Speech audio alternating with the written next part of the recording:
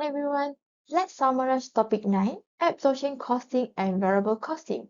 We learned that these are two different ways to calculate the cost of a product and report profit. The main differences is how we treat fixed factory overhead. So in the variable costing, only costs that change the productions are included in the production cost. However, in absorption costing, we absorb all manufacturing costs, both fixed and variable, into the product. We saw how this choice changes the value of our inventory on the balance sheet. Finally, we compare the two methods to see how they impact profit when production levels change. Understanding these differences help managers make better internal decisions versus external report. You now know how to look at a profit from the two different angles. Next, we will summarize our final topic on pricing decisions. Thank you.